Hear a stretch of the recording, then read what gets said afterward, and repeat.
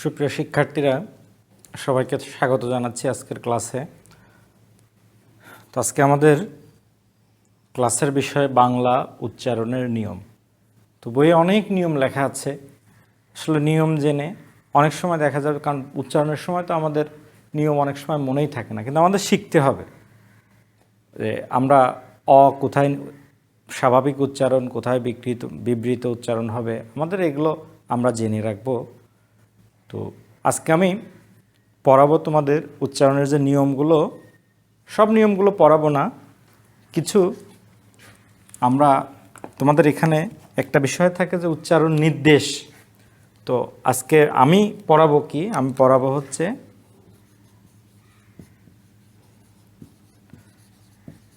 বাংলা উচ্চারণ নির্দেশ লেখার নিয়মগুলো। তো এই বাংলা উচ্চারণ নির্দেশ লেখার নিয়ম কিভাবে আমরা লিখব, সেটাই হচ্ছে আজকের আলোচ্য বিষয়, যে বাংলা উচ্চারণ নির্দেশ। কেন এই কথাগুলো কেন আসলো যে বাংলা উচ্চারণ? যেমন আমি পদ্মা, তো এটা আমি উচ্চারণ নির্দেশ লেখার সময় লিখছি পদ্মা। তো এখানেই আমার প্রশ্ন, এখানে কেন হর্ষ চিহ্ন আসলো, এখানে কেন চন্দ্রবিন্দু আসলো? তো এই নিয়মগুলো কোথায়? বাংলা উচ্চারণ নির্দেশ লেখার নিয়মের মধ্যে এগুলো আছে। তো আমি বাংলা উচ্চারণের নিয়ম নয়, বাংলা উচ্চারণ নির্দেশ লেখার যে নিয়মগুলো, সেই বিষয়গুলো এখন এখানে তোমাদের পড়াবো। উচ্চারণের ক্ষেত্রে সবসময় আমরা আমাদের মনে রাখতে হবে, এটা বাংলা বিশেষত আমরা কি করি, যা বলি তা লিখি না, যা লিখি তা বলি না। কিভাবে? একটা উদাহরণ দেই। আমরা লিখি নদী, নদী, নদী। উচ্চারণের সময় আমরা উচ্চারণ করি নদী। তো লিখলাম নদী, উচ্চারণের সময় লিখছি, উচ্চারণ করছি নদী। তার মানে লেখা এবং বলার মধ্যে কি নাই? মিল নাই। তো আসলে মানুষের মুখের যে ধ্বনি উচ্চারণ করে বিভিন্ন শব্দের পরিপ্রেক্ষিতে, সেটা তো আসলে সবটাই লিখে বলা সম্ভব নয়। তো আমরা এইভাবে লিখি না কেন? কারণ এইভাবে লিখতে গেলে আমাদের অনেক অর্থ বিভ্রাট, অনেক কিছু হবে। তো আমরা এখন উচ্চারণ নির্দেশ। তো উচ্চারণ নির্দেশের ক্ষেত্রে সবচেয়ে গুরুত্বপূর্ণ হলো হর্ষ চিহ্নের ব্যবহার। এই যে আমরা শব্দের নিচে হর্ষ চিহ্নটা দেই, আমি এখানে একটা শব্দ লিখলাম কাকা, একটা শব্দ লিখলাম কাক। তো কাক বললে আমি থেমে যাচ্ছি, কাকা বলার সময় আমি যদি আরও একটু সময় বলি কা কা, থামছি না। কিন্তু কাক বলার সাথে সাথে থেমে, যদি না থামি তাহলে কি হবে? কাকটা হয়ে যাবে কাকো। তো আমি যেখানে থেমে যাব সেই জায়গাতেই হর্ষ চিহ্নটা দিতে হবে। এটা কীভাবে ব্যাকরণিক ব্যাখ্যা বিশ্লেষণ বলবো, কিন্তু আমি যেখানে থেমে যাব সেখানে কি করব? হর্ষ চিহ্নটা দেব।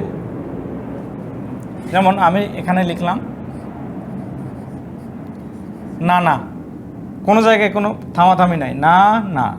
কিন্তু আমি যদি এখানে নান বলি, থেমে যাচ্ছি, নান। মা মা, কোনো জায়গায় থামছি না, কিন্তু মাম বলার সাথে সাথেই এখানে আমি থেমে যেতে বাধ্য হচ্ছি। তার মানে উচ্চারণ নির্দেশে যেখানে আমরা থেমে যাব সেই জায়গাতে আমরা হর্ষ চিহ্ন ব্যবহার করব। এখন এটা কেন এই ঘটনাগুলো ঘটছে? তোমরা ইংরেজিতে যেটাকে সিলেবাল পড়েছো, বাংলায় সেটিকেই বলা হয় অক্ষর। উচ্চারণ এটা কি? লিখি অক্ষর, বলার সময় আমরা বলি অক্ষর, কারণ কিও থাকলে, যুক্ত ব্যঞ্জন থাকলে আগের অটা ও এর মতো হয়, উচ্চারণ করি কি? অক্ষর। তো এটা আমরা ভেঙে দিচ্ছি অটাও, এগুলো সবগুলো ডিটেলস বলবো। তো আমাদের বাংলা ভাষায় অক্ষর কত প্রকার? এই অ আ ক খ এগুলো কি? এগুলো হচ্ছে বর্ণ, এগুলো অক্ষর না। কিন্তু আমরা ছোটোবেলায় ভুলভাবে শিখে আসছি, তোমার এই অক্ষরটা তো ঠিক নাই, এই অক্ষরটা লেখো। তার মানে ওইটা ভুল ছিল, এটা হলে তোমার এই বর্ণমালাটা ঠিক নাই। তো অক্ষর কি? অক্ষর হচ্ছে ইংরেজিতে যেটাকে সিলেবল বলে, মানে আমরা নিঃশ্বাসের স্বল্পতম প্রয়াসে একবারে যতটুকু উচ্চারণ করি সেটাই হচ্ছে অক্ষর। তো নিঃশ্বাসের উচ্চারণ করতে গেলে কি দুই ধরনের অক্ষর আমরা বাংলায় উচ্চারণ করি। একটাকে বলছে বদ্ধাক্ষর মানে ক্লোজ সিলেবল, আর আরেকটাকে বলছে মুক্তাক্ষর। এই যে মা মা কোনো জায়গায় থামছি না, তার মানে এগুলো মা মা দুইটা অক্ষর আছে, এক দুই দুইটা অক্ষর, এর দুইটাই হচ্ছে কি মুক্তাক্ষর। কিন্তু মাম একসাথে উচ্চারণ করছি, এটা কিন্তু দুইবার একসাথে যে উচ্চারণ করছি এটি হচ্ছে বদ্ধাক্ষর। বদ্ধাক্ষর মানে আমি থেমে যেতে বাধ্য হচ্ছি, বদ্ধ হয়ে যাচ্ছি। এই যে নান আমি থেমে যেতে বাধ্য হচ্ছি, এই যে মাম আমি এখানে থেমে যেতে বাধ্য হচ্ছি। তার মানে যেখানে আমরা থেমে যেতে বাধ্য হব সেটা হচ্ছে মুক্তাক্ষর, সরি বদ্ধাক্ষর। আমরা যেখানে থেমে যেতে বাধ্য হব সেটি হচ্ছে বদ্ধাক্ষর।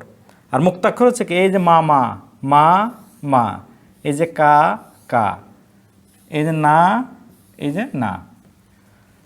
তার মানে বদ্ধাক্ষর মানে আমরা যেখানে বদ্ধ হয়ে যাই, এই মাম এই কাক এই নান। একইভাবে একটা একটু বড় শব্দ দিয়ে এখন আমরা যদি লিখি, লিখলাম যে আমাদের, এটার উচ্চারণ নির্দেশ লেখার সময় সবই ঠিক আছে, আ মা দের, এই আমরা এখানে থেমে যাচ্ছি। তার মানে যে এই দেড়টাতে আমরা থেমে যেতে বাধ্য হচ্ছি, আ মা দের। কিন্তু এখানে থামতে আমি আরেকটু বলতে পারি আ মা দের, কিন্তু এই না হলে আমাদেরও হয়ে যাবে। তার মানে যেখানে আমরা থেমে যেতে বাধ্য হব সেটা হচ্ছে বদ্ধাক্ষর, এবং সেখানেই আমরা হর্ষচিহ্নটা দেব। তাহলে হর্ষচিহ্ন নিয়ম বুঝতে পারলাম যে হর্ষচিহ্ন কোথায় হবে, যেখানে আমরা থেমে যাব, যেখানে আমাদের শ্বাস জ্যোতি অবশ্যই থেমে যেতে বাধ্য হবে সেটাই হচ্ছে বদ্ধাক্ষর। আর যেখানে আমরা থেমে যেতে বাধ্য হব না সেটা হচ্ছে মুক্তাক্ষর।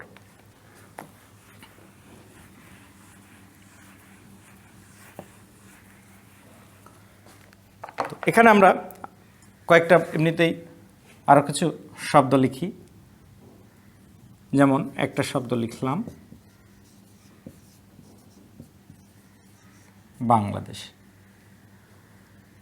তারপরে আরেকটা শব্দ লিখলাম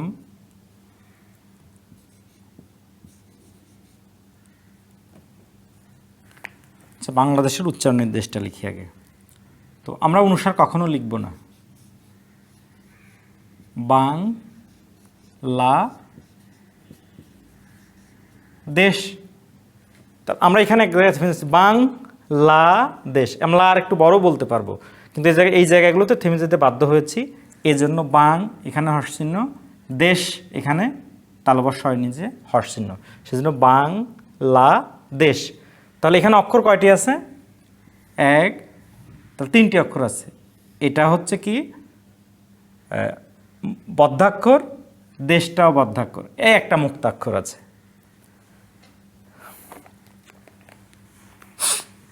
তো এরকম আমরা থাকবে। তো একটু এর আগে যেটা বলেছিলাম এটা উচ্চারণ নির্দেশ শব্দ নদী। তো এখানে ওকার আসছে, এই দীর্ঘইকারটা আবার কি হয়ে গেছে, হ্রস্বইকার হয়ে গেছে। তো তাহলে আমরা কি লিখব কি লিখব না, মানে আবার আমরা মূর্ধন্য লিখছি না, যেটা বাংলাদেশে অনুসার লিখছি না। তো আমরা এখন কি লিখব আর কি লিখব না এই লিস্টটা আমাদের করতে হবে। এই লিস্টটা মনে না রাখলে সমস্যায় পড়ব আমরা। তাহলে আমি একটু দ্রুত পড়াচ্ছি, এটা অনেক পড়া আছে বইয়ে। আমরা প্রথমে স্বরবর্ণের ক্ষেত্রে দেখি যে আমাদের বর্ণমালাগুলো,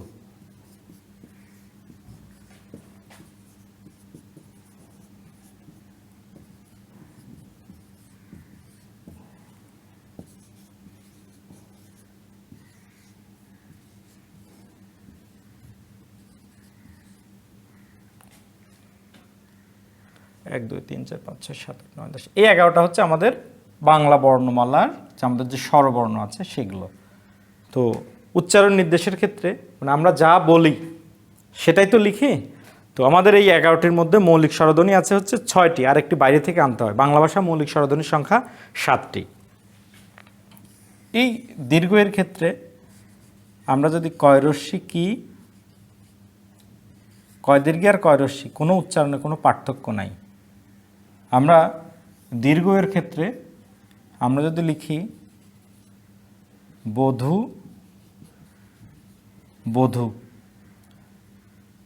কোনো উচ্চারণের কোনো কি নাই, পার্থক্য নাই। তো যেখানে উচ্চারণের পার্থক্য নাই সেটা কি পেতে পারে না, তার কোনো ধ্বনিগত মূল্য নাই।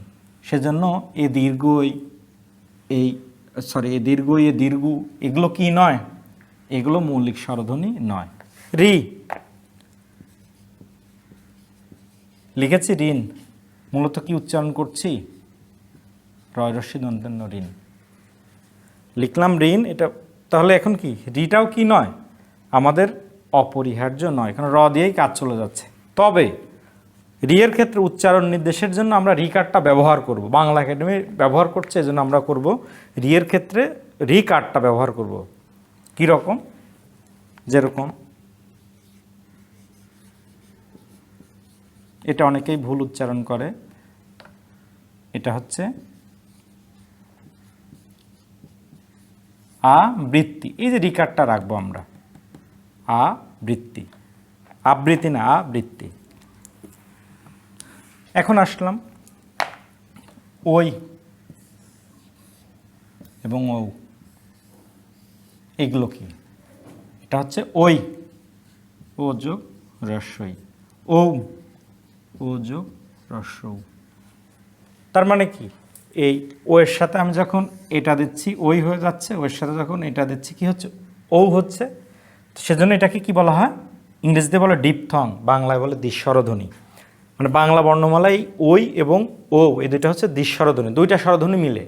তার মানে এটা কি, স্বরধ্বনির তার মর্যাদা নাই। কেন, দেখো আমরা যখন এই ঐতিহ্য লিখব, ওই থাকবে না, কারণ এটা দ্বিস্বরধ্বনি, তো ওইটা ভেঙে যাবে। তখন কি হবে, ওই তিজ ঝো, এই হয়জফল এটা পরে পড়াবো, এটুকু যে এটা বৈশাখ, তখন কি হবে, ওই, তাহলে বই, ব ও রস্যই, বই শাক, বৈশাখ। এইখানে থেমে যাচ্ছে, এই জন্য এখানে হর্ষ চিহ্ন, বই শাক।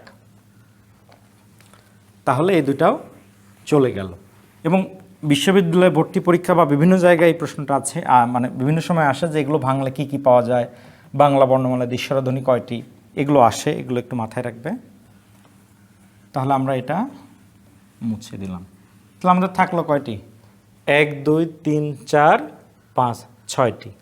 আর একটি আছে যেটি আমাদের বর্ণমালায় নাই, কিন্তু আমরা কি করি, আমরা আমাদের উচ্চারণে সবসময় ব্যবহার করি। যেমন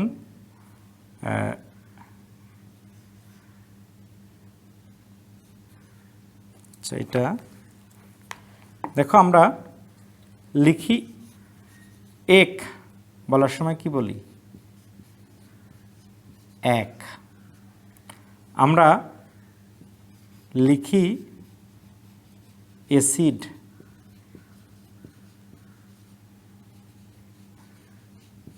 আমরা লেখার সময়, আমরা উচ্চারণের সময় বলি অ্যাসিড। তো এখানে হর্ষচিহ্ন কেন বলছে, থেমে যাচ্ছি, সিড আর এক থেমে যাচ্ছে, তো যেখানে থেমে যাবে সেখানে হর্ষচিহ্ন হবে। তার আমাদের বর্ণমালায় তাহলে কি, বর্ণমালায় নাই, কিন্তু আমাদের উচ্চারণে প্রবল প্রতিক্রমে আছে এ। অনেক বইতে এটাকে আগে এভাবে লেখা হতো, এজফল আকার। তো বাংলা একাডেমি এটা এভাবে লিখছে, আমরা বাংলা একাডেমিকে মানব। তার মানে আমাদের মৌলিক স্বরধ্বনি কয়টি, 7টি, 1 2 3 4 5 6 7। তো মৌলিক স্বরধ্বনি 7টি, এই 7টি আমরা লিখব। স্বরধ্বনি থেকে যে কারণে তোমাদের মনে প্রশ্ন আসতে পারে যে নদী কেন, দীর্ঘইকারটা কেন কি হয়ে যাচ্ছে, রস্বইকার হয়ে যাচ্ছে, কারণ দীর্ঘইর কোনো স্বাধীন বা স্বতন্ত্র উচ্চারণ বাংলা ভাষায় নাই। তো স্বাধীন এবং স্বতন্ত্র উচ্চারণ বাংলা ভাষায় না থাকার জন্য আমরা নদী বানানটা, এই দীর্ঘইকারটা থাকবে না। এবং আমরা শুধু নদী বলছি না, যেটা উচ্চারণ করব উচ্চারণ নির্দেশে সেটাই লিখব। আমি আবার বলছি, যেটা উচ্চারণ করব উচ্চারণ নির্দেশে আমরা সেটাই লিখব। তাহলে আমাদের মনে রাখতে হবে যে স্বরধ্বনিতে আমরা কি কি লিখব, আমরা সুন্দর করে সাজায় লিখে রাখি এটি, যে স্বরধ্বনিতে আমরা এগুলো লিখব।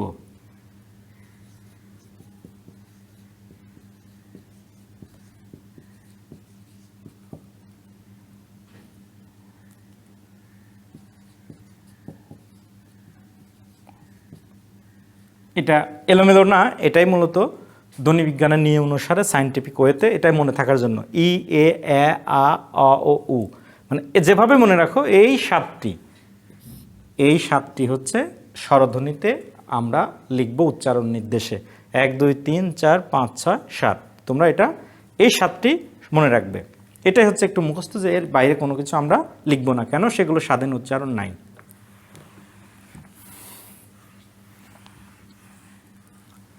এখন আমরা আসি ব্যঞ্জন বর্ণের ক্ষেত্রে। আমরা কি ব্যঞ্জন মতো অনেকগুলোতে আমরা কি কি লিখব আর কি কি লিখব না।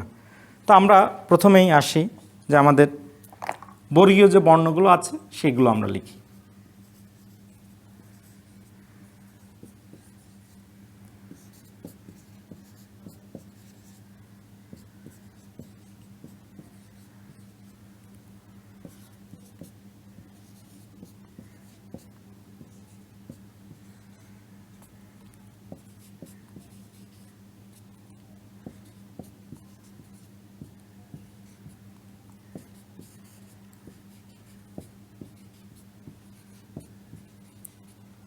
এই 25টি মানে যেদিক থেকে গুণে আমরা এই 25টি বর্গীয় বর্ণের মধ্যে আমরা কি কি লিখবো আর কি কি লিখবো না, আমরা একটু তুলনা করি। দুইটার উচ্চারণ একই রকম। তো লেখার সময় আমি লিখলাম রং, এভাবে লেখা যায়, এভাবে আমরা লিখতে পারি। কিন্তু যখন রঙের, তখন আমাকে এভাবে লিখতে হচ্ছে, আমি কিন্তু এভাবে লিখতে পারি না। তো দুইটার উচ্চারণ যেহেতু একই রকম, সেহেতু আমরা কি করব না, আমরা কখনো 59টাকে লিখব না। দুইটা তুলনা করে তারপরে আসি ইও। ইওর উচ্চারণটা খুব ঝামেলাপূর্ণ। 3 ধরনের উচ্চারণ হয়। তো একাই যদি 3 ধরনের উচ্চারণ হয় তাহলে তো তাকে রাখার কোনো প্রশ্নই নাই। কি কি হয়? ইওটা কখনো অন্তস্তয় মতো হয়, নেজালাইজেশনের জন্য নাসিক্য, তারপরে গয়জাফলা হয়, কখনো দন্তন্য হয়। তো উদাহরণ, যেমন আমি মিয়া, তো এটা কি উচ্চারণ কীরকম হবে? মিয়া। আরেকটা বিষয় মনে রাখতে হবে, এই যে নাসিক্য উ, ইও, মূর্ধন্য ণ, দন্তন্য ম, এই নাসিক্যর কেউ যদি কোনো জায়গা থেকে বিলুপ্ত হয়ে যায়, আমরা দেখছি ইওটা চলে যাচ্ছে, তাহলে কিন্তু নাসিক্য যে ছিল তার স্মৃতি হিসাবে চন্দ্রবিন্দু আসবে। এটা হচ্ছে নিয়ম, যে নাসিক্য ধ্বনির কোন নাসিক্য ব্যঞ্জনের কোনোটা চলে গেলে সেখানে তার স্মৃতি মানে তার উচ্চারণ যে নাসিক্যকরণ থাকে, সেজন্য চন্দ্রবিন্দু হয়। এবং এটা আমরা মনে রাখবো কিভাবে, যে সে ছিল, নাসিক্যর কেউ ছিল, সে চলে যাওয়ার জন্য তার স্মৃতি হিসাবে চন্দ্রবিন্দু, মানে তার নাসিক্য উচ্চারণটা হয়। এখন জ্ঞান, জ্ঞানে কি হচ্ছে? জ্ঞান এটা কি? বর্গীয় জ প্লাস ইও প্লাস বর্গীয় জ, জ্ঞান, এটা ভাঙলে পাওয়া যায়। আর আচ্ছা, এখন এটাতে কি হচ্ছে? ব্যান জোন, হস্তিন ব্যান জোন, যেখানে যেখানে থামছি। তো এখানে এটা কি? এটা ইও প্লাস বর্গীয় জ দন্তন্য, আর এটা কি? বর্গীয় জ প্লাস ইও। তো এটার উচ্চারণ কিসের মতো হচ্ছে? এই জয়ের উচ্চারণ তো আছে, গয়জাফলা হচ্ছে না, জ্ঞান। আর এটা কি? ইওর উচ্চারণটা দন্তন্যর মতো হচ্ছে, যে ব্যঞ্জন। তার মানে ইওর একাধিক কয় ধরনের উচ্চারণ হয়? 3 ধরনের উচ্চারণ হয়। অতএব আমরা তাকে কখনোই উচ্চারণ করি না, অতএব আমরা এটা লিখব না। এরপর আসি, এটা মূর্ধন্য ণ। আমরা যদি লিখি না না দন্তন্য, এটাকে কেউ মূর্ধন্য ণ দিয়ে লিখলে উচ্চারণের কোনো পার্থক্য হবে না। আমরা যদি কান এভাবে লিখি আর এভাবে লিখি, দুটার মধ্যে কোনো পার্থক্য হবে না, দুটাই একই ধরনের। তো এবং আমরা সবচেয়ে বড় কথা যে আমরা মূর্ধন্য ণ আমাদের স্বাধীন কোনো উচ্চারণ নাই। এগুলো সংস্কৃত বা তৎসম লেখার জন্য, যাকে সংস্কৃত বলছি সেই তো তৎসম, তার মানে আমাদের এটা থাকবে না। তাহলে আমরা কয়টি বাদ দিলাম? তো এখানে বাদ দিলাম হচ্ছে 3টি। তো 3টি বাদ দিলে এখন আসি আমরা আমাদের স কয়টি? তালব্য স, মূর্ধন্য স, দন্ত স। এই তিনটি স এর মধ্যে একটা শব্দ লিখেছি, সবগুলোই আছে এরকম একটা শব্দ, সবিশেষ। এই সবিশেষ শব্দের মধ্যে আমরা যদি দেখি যে এটার উচ্চারণ কি রকম হচ্ছে, সবিশেষ, তিনটাই স হয়ে যাচ্ছে। তো এই সবিশেষ এখানে হর্ষ থেমে যাচ্ছি, কোনো উচ্চারণে কোনো পার্থক্য নাই। আরেকটা দেখি, শেষ, শেষ। তারপর মূর্ধন্য স্বর স্বাধীন উচ্চারণ হয় না, মূর্ধন্য স্বরকে নিয়ে আসা হয়েছে, মূর্ধন্য স্বরকে নিয়ে আসা হয়েছে তৎসম শব্দগুলো লেখার জন্য। তো সেজন্য আমাদের তালব্য স, মূর্ধন্য স, দন্ত স, এখান থেকে আমরা মূর্ধন্য স্বরটাকে কখনো লিখব না। তারপরে এখন আমাদের জ, বর্গীয় জ আর অন্তস্থ জ। তো বর্গীয় জ এবং অন্তস্থ জ এর মধ্যে আমরা যা এরকমভাবে লিখি, উচ্চারণ তো বর্গীয় জ অন্তস্থ জ এর কোনো পার্থক্য নেই। তো সেজন্য আমরা কি করব, এই জটা আমরা কখনো উচ্চারণ নির্দেশে লিখব না। তাহলে বর্গীয় জ আর অন্তস্থ জ, এখানে আমরা জটা কখনো লিখব না। এখন আরেকটা বলি যে বিসর্গের কোনো স্বাধীন উচ্চারণ নাই। তো এখন আমরা তাহলে কয়টি লিখব না ব্যঞ্জন বর্ণের মধ্যে, আমরা এটা মুছে দিই, মুছে দিয়ে একটু সাজিয়ে লিখি।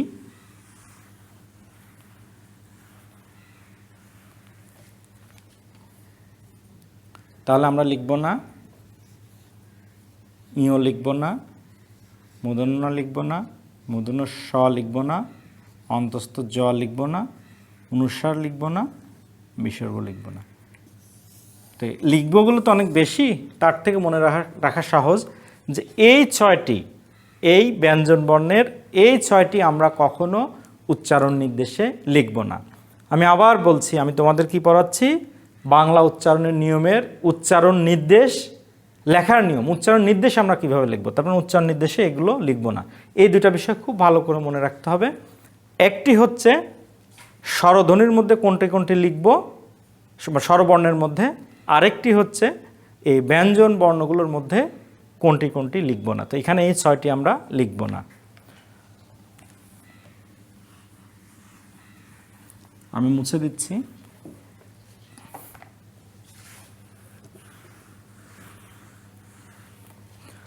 এখন আমাদের যুক্ত ব্যঞ্জনের কিছু বিষয় পড়তে হবে, যুক্ত ব্যঞ্জনগুলো কোথায় কি হচ্ছে, কিভাবে হচ্ছে, তো এগুলো। তো যুক্ত ব্যঞ্জনের দুইটা আমরা একসাথে পড়ব। একটা হচ্ছে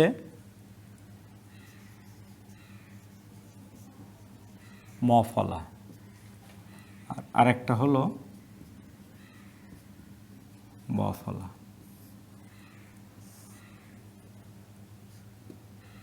এক নম্বর নিয়ম হচ্ছে শব্দের শুরুতে, মানে শব্দের আদিতে যে ম ফলা থাকে তখন কি হয়, সেই ম ফলার কোনো উচ্চারণ হয় না। তো ম ফলার উচ্চারণ হয় না, কিন্তু কি হয়, একটা উদাহরণ দেই।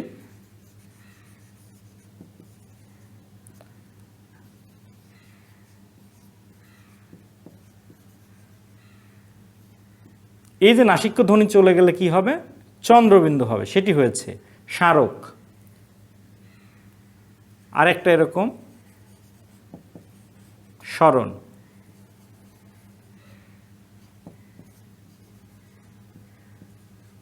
এই দেখো মূর্ধন্য আমরা লিখব না বলছি, সেজন্য এটা স্মরণ, স্মারক। তো তাহলে কি হলো, শব্দের শুরুতে ম ফলা থাকলে সেই ম ফলার উচ্চারণটা হয় না, তবে যার সাথে যুক্ত থাকে তার উচ্চারণের কি হয়, তার উচ্চারণের নাসিক্যকরণ ঘটে। এটা হচ্ছে ম ফলার প্রথম নিয়মটা।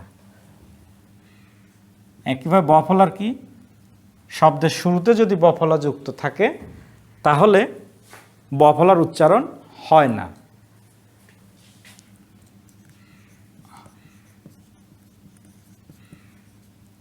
উচ্চারণ নির্দেশ কি হচ্ছে, স স্বাধীন। এই থেমে যাচ্ছি, স্বাধীন, এইখানে সেদিন হর্ষচিহ্ন, এখানে কি বফলাটা উচ্চারিত হচ্ছে না, দীর্ঘইকারটা তো লিখবো না, রস্বই হয়ে গেছে, স্বাধীন। তো তার মানে মফলায় কি চন্দ্রবিন্দু কেন হচ্ছে? কারণ মটা হচ্ছে নাসিক্য ধ্বনি, কিন্তু বটা কি নয়, বটা নাসিক্য ধ্বনি নয়। তবে ব কি করে? শুধু একটা ঝোঁক, একটা স্ট্রেস দেয়, এখানে স্বাধীন একটা স্ট্রেস দিচ্ছে, কিন্তু কি করে না, তার কোনো নাসিক্য করানোর ক্ষমতা নেই, কারণ সে নাসিক্য ধ্বনি না। 1 নম্বর নিয়ম। আবার বলছি, শব্দের শুরুতে যখন মফলা থাকে সেই মফলা উচ্চারিত হয় না, তবে যার সাথে যুক্ত থাকে তার উচ্চারণের নাসিক্য উচ্চারণ ঘটায় বা নাসিক্যকরণ করে। আর বফলা যার সাথে যুক্ত থাকে বফলা উচ্চারণ হয় না শব্দের শুরুতে বা আদিতে, কিন্তু সে একটা ঝোঁক তৈরি করে, কিন্তু ঝোঁকের উচ্চারণ নির্দেশে কোনো কিছু লিখতে হবে না। 2 নম্বর নিয়মে আমরা আসি। শব্দের শুরুতে গেল, শব্দের শুরুতে এখানে গেল। 2 নম্বরে কি? শব্দের মাঝখানে বা শব্দের শেষে যদি মফলা থাকে, উদাহরণ দিয়ে পড়াই, তাহলে যার সাথে যুক্ত থাকে তার উচ্চারণের দ্বিত্ব ঘটে এবং নাসিক্য উচ্চারণ হয়। এই এখানে একটা দ ছিল, এই দয়ের সাথে ম আছে, তো এই মটা দয়ের সাথে যুক্ত আছে, তার দ্বিত্ব 2টা দ বানাইছে এবং নাসিক্য উচ্চারণ ঘটছে। এটা হচ্ছে এই ময়ের দ্বিতীয় নিয়মটা। আরেকটা দেখি আমরা, এটা কি হবে? গ্রীষ্ম। এই যে মূর্ধন্য তো তালবর্ষ হয়ে যাচ্ছে, তো এখানে এই তালবর্ষ 2টা হয়ে যাচ্ছে, গ্রীষ্ম, এবং ম চলে যাচ্ছে, তার জন্য এটা চন্দ্রবিন্দু হচ্ছে। তো এখন আমরা এখানে আসি 2 নম্বরে।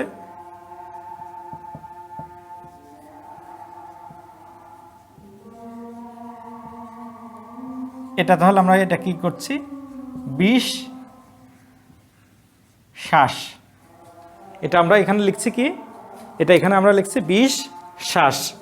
সবগুলো তালবর্ষ হয়ে গেছে। এখন দেখো, এটার পরিবর্তন হয়ে তো এটা হয়েছে, এখানে একটা তালবর্ষ 1 2 2টা হয়েছে। তো এটা কি? শব্দের মাঝখানে বা শব্দের শেষে যদি বফলা থাকে, তাহলে বফলা যার সাথে যুক্ত থাকে তার উচ্চারণের দ্বিত্ব ঘটায়। এখানেও একই কথা, কিন্তু পার্থক্যটা কি? এখানে নাসিক্যকরণ হয়, সেজন্য চন্দ্রবিন্দু, সেজন্য চন্দ্রবিন্দু এইটা।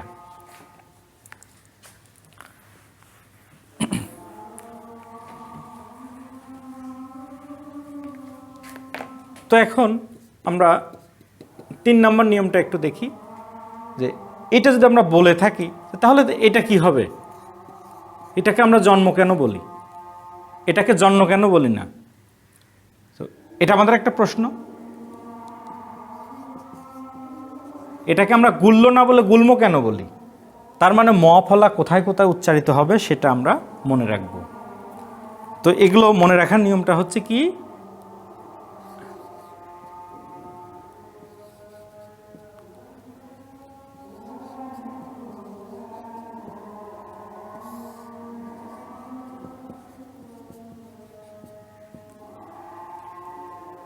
তার মানে এটা হলো, মনে রাখবো এভাবে, নাসিক্যের সবগুলো কে বাদে? ইও বাদে নাসিক্যের সবগুলো।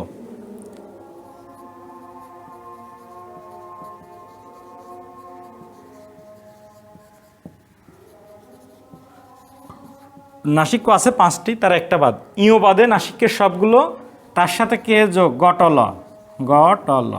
এদের সাথে যদি মফলা থাকে তাহলে মফলা সব সময় উচ্চারিত হবে, যে কারণে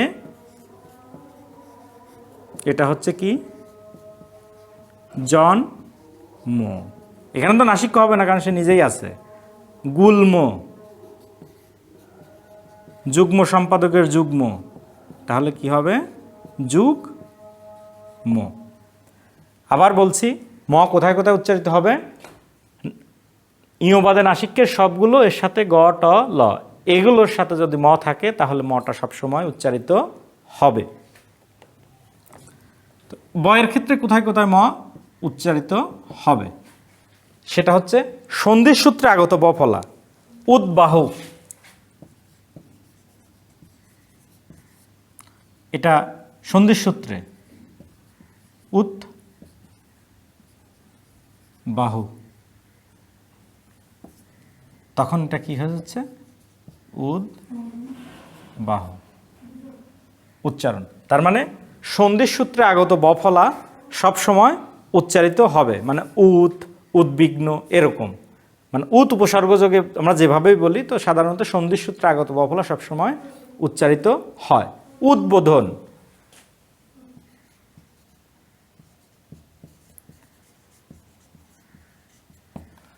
তাহলে এটা কি হচ্ছে? এটা হচ্ছে উদ্বোধন হচ্ছে। আচ্ছা, এখানে ওকারটা একটা হবে উদ্বোধন, উদ্বোধন। তো এখানে এই দুইটা গেল 3 নাম্বার নিয়মটা। এখন আমরা আরেকটা নিয়ম পড়ি, সেটা হচ্ছে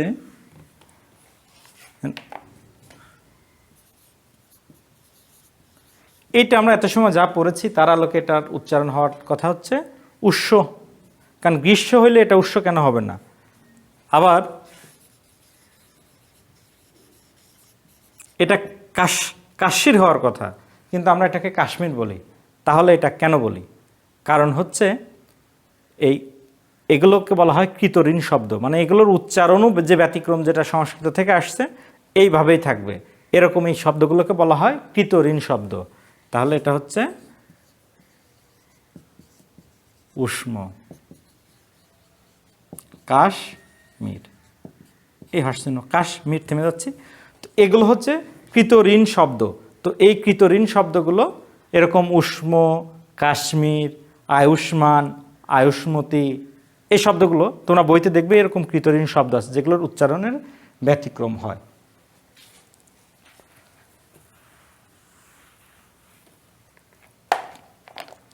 তো এখন আরও বয়ের সাথে যে বক থাকলে কি কি উচ্চারণ হয়, বয়ের সাথে ম থাকলে উচ্চারণ হয়, এগুলো বইতে তোমরা পাবে। যেমন অম্বল, সারে ময় বয়ল, তখন এটা হয়ে যাচ্ছে, মানে ময়ের সাথে ব থাকলে উচ্চারিত হয়। এগুলো দেখবে বইয়ে সবগুলো আছে।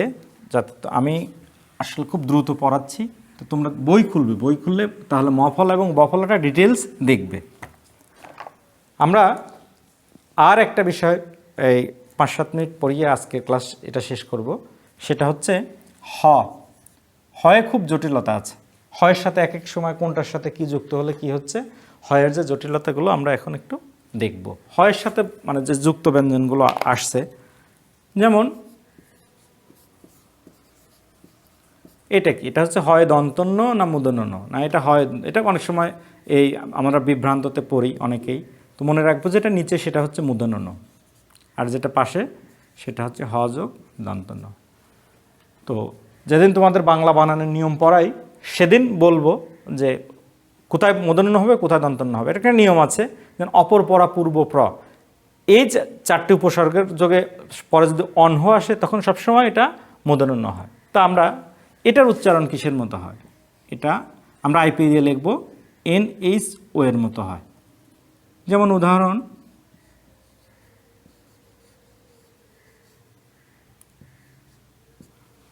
তো আমরা দীর্ঘকারটা তো লিখব না, কারণ দীর্ঘতা থাকবে না।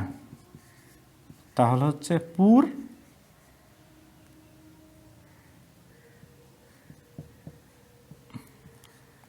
পূর্বাহ্ন, এটা আমরা এইভাবে লিখব। তবে কোনো কোনো ক্ষেত্রে কেউ যদি আইপিএকে অস্বীকার বলে যে আইপিএতে লিখতে সমস্যা, বুঝছো না, এভাবে লিখতে পারো। তবে আবার কোনো কোনো সময় এটাকে এইভাবে লেখা হয়, যেখানে হর্ষ হবে বান, কিছু কিছু বইয়ে এইভাবেও দিয়েছে। তো আমরা সবচেয়ে এটাই লিখে দেব, পূর্বান হো। NHO লিখতে তো সমস্যা হচ্ছে না। তাহলে এটা কি হবে? এটা হবে চিহ্ন, NHO চিহ্ন। তাহলে এটা আমরা এভাবে, এরকম অনেক শব্দ আছে, অপরাহ্ন, পূর্বাহ্ন, চিহ্ন, মধ্যাহ্ন, এরকম আমরা শব্দগুলো দেখব। তো হয় ন বা হয় মূর্ধন্যটা গেল। এখন হয় ব একটা আছে। এই হয় বয়ের উচ্চারণটা দুই ধরনের, একটা হয় ওভ আর একটা হয় উভ।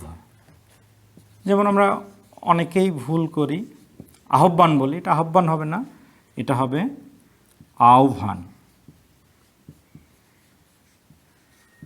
আহ্বান। একইভাবে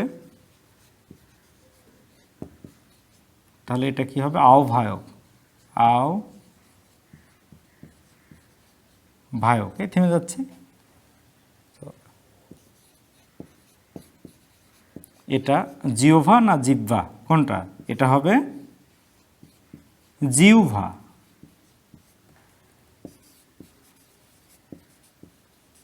এটা হবে বিহ্বল। কেন এগুলো হচ্ছে? এই হয় বয়ের আগে যদি রস্বই বা রস্যু থাকে তখন সেটা উভ হয়, আর না হলে ওভ হয়। তো এই হয় বয়ের আগে রস্যই আছে, সেজন্য এটা উভ হচ্ছে। উভ, জিহ্বা, বিহ্বল। জিহ্বায় উচ্চারিত প্রতিটি সত্য কবিতা জিহ্বা, বিহ্বল, গহ্বর। তখন এটা কি হয়ে যাচ্ছে? গহ্বর। তাহলে আমরা দেখলাম যে হয় বয়ের আগে যদি রস্বই থাকে তাহলে উভ হয়ে যায়, আর না হলে ওভ থাকে।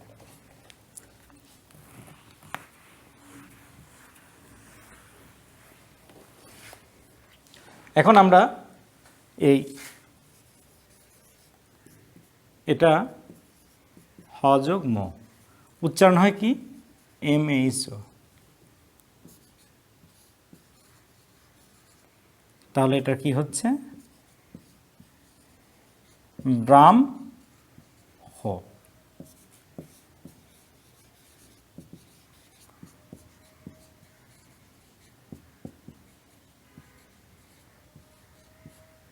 ব্রাহ্মণ। এই মূর্ধন্য তো থাকবে না, মূর্ধন্য তো আমরা লিখবই না বলছি, সেজন্য এটা ব্রাহ্মণ।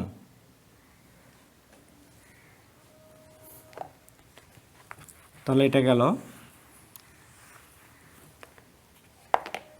এখন হয় ল। এটা LH এও কখনো হয়, কখনো LHO হয়। তো এরকম একটা শব্দ আলহাদ, LH আলহাদ। তো এরকম শব্দ আলহাদ, প্রলহাদ এরকম। এখন হয়ের সাথে যে হয় রি থাকে, এটা RHI, এটা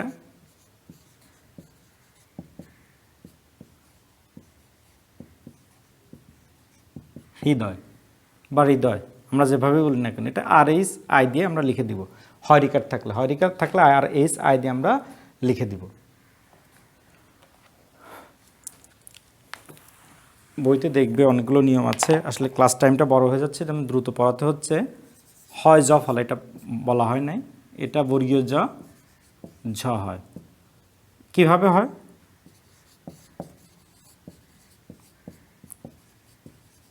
ওই তিজ ঝ,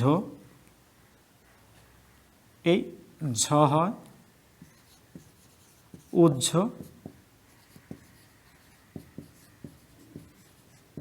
উজ্জ। তো এরকম এগুলো হয়ের সাথে। তো তোমরা যে কাজটা করবে সেটা হচ্ছে, আমি তোমাদের মোটামুটি উচ্চারণ নির্দেশ লেখার কিছু নিয়ম পড়ালাম। আমি এই উচ্চারণ নির্দেশের দ্বিতীয় ক্লাসে তোমাদের বাংলা যে এই উচ্চারণ অংশে যে বাংলা উচ্চারণের তোমাদের বোর্ডে যে প্রশ্নগুলো আসছে, ওই প্রশ্নগুলো ধরে ধরে উচ্চারণ নির্দেশের ওগুলো পড়াতে নিয়মগুলো পড়াবো। তো ঠিক আছে, তাহলে তোমরা ভালো থেকো। আমি যা পড়ালাম এটুকু দেখবে, বইপত্র খুলবে, বোর্ডের কিছু প্রশ্ন দেখবে, আমি ওখান থেকে আবার উচ্চারণ নির্দেশটা তোমাদের আগামী ক্লাসটা কন্টিনিউ করব। সবাই ভালো থেকো, সুস্থ থেকো, স্বাস্থ্যবিধি মেনে চলো।